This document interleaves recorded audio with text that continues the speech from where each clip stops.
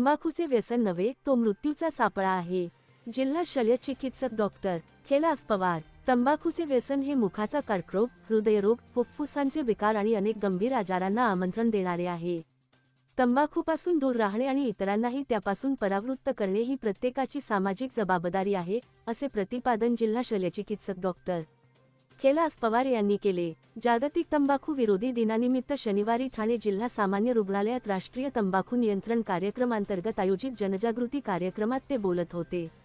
यावेळी तंबाखूच्या दुष्परिणामांबाबत उपस्थितांना मार्गदर्शन करतेवेळी डॉक्टर पवार यांनी सांगितले की तंबाखू नियंत्रणासाठी केवळ कायद्याची अंमलबजावणी पुरेशी नसून व्यापक जनजागृती आणि समुपदेशनाचीही आवश्यकता आहे. विशेषतः तरुण पिढीने तंबाखूच्या व्यसनापासून दूर राहणे काळाची गरज असल्याचे त्यांनी नमूद केले. राष्ट्रीय तंबाखू नियंत्रण कार्यक्रमांतर्गत जिल्ह्यात विविध जनजागृती उपक्रम, शालेय मोहिमा, प्रशिक्षण कार्यक्रम, समुपदेशन शिबिरे आणि तंबाखू मुक्ती केंद्रांमार्फत सातत्याने काम सुरू आहे.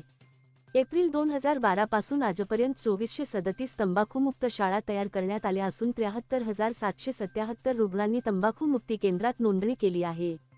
त्यापैकी 1,588 जणांनी तंबाखूचे व्यसन सोडण्यात यश मिळविले आहे.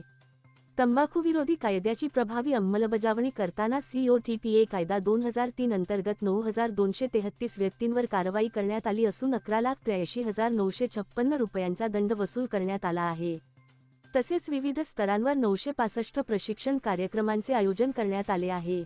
मुख कर्करोग प्रतिबंधासाठी राबविण्यात येणाऱ्या विशेष उपक्रमांतर्गत 209 संशयित रुग्णांची तपासणी, 92 रुग्णांच्या बायोप्सी, 53 रुग्णांमध्ये मुख कर्करोगाचे निदान आणि 14 रुग्णांवर शस्त्रक्रिया करण्यात आल्याची माहिती जिल्हा दंत शल्यचिकित्सक डॉक्टर अर्चना पवार यांनी दिली.